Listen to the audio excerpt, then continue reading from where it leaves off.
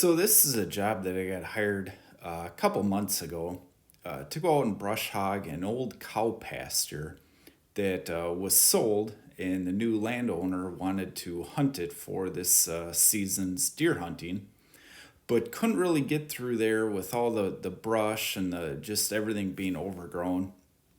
So he called the Bulldog, and the Bulldog went out there and we brushed hog a lot of their fields and even cut in some brand new shooting trails, shooting lanes, and did some pretty extensive land clearing.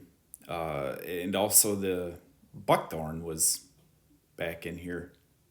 What you're seeing now is kind of the second pass. The first pass, the landowner brought me back in his four-wheeler and kind of showed me the lay of the land on where he wanted brush hogged or, just cut down.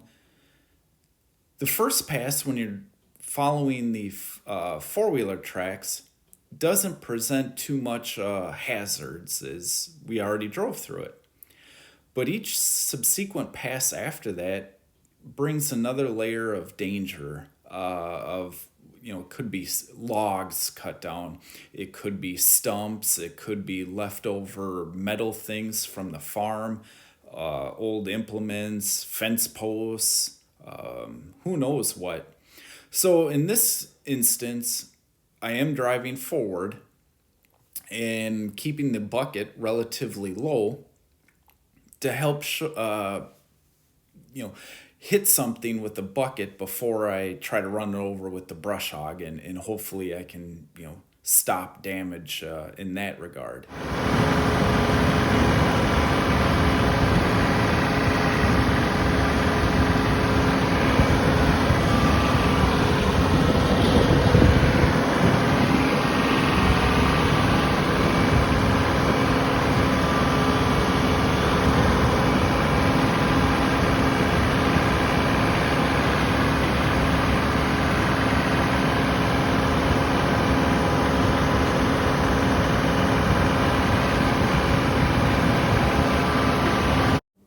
Although I try to do my best due diligence and walk through the land and make sure there's nothing there, you're never going to be 100%.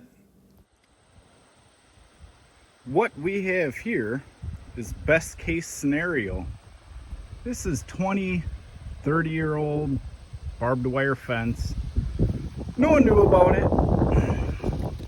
The client said that he removed all the fence, and I saw him. And that pile is right here. But through multiple land ownerships and years, no one knows about the barbed wire fence that they forgot to say anything about. But the reason I say best case scenario is as soon as I hit it, it stalled the machine, drug this back, halfway dragging it, the wheel sucked up all the barbed wire out of the blades. So my blades are clear. All I gotta do is worry about this rat's nest. That's why I say best case scenario.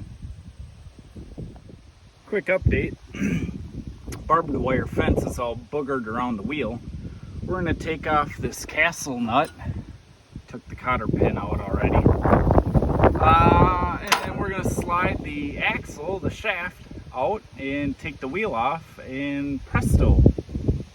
Well, plan A. Yeah, I love it when a plan comes together.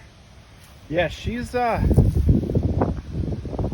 boogered up pretty good.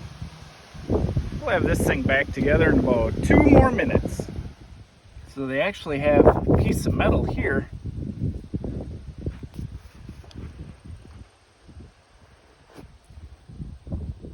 So they actually have a backer piece of metal here. This is one bolt. This is the head of it. And it goes through and it keeps right on there. On the other side is the castle nut and cotter pin. So to take a wheel off, it's about 2 seconds. Somebody was thinking when they came up with this design. Somebody was thinking. That's a good one. And I wanted to leave this part in here to also show the brush hog cutting the tall prairie grass, broadleaf grass.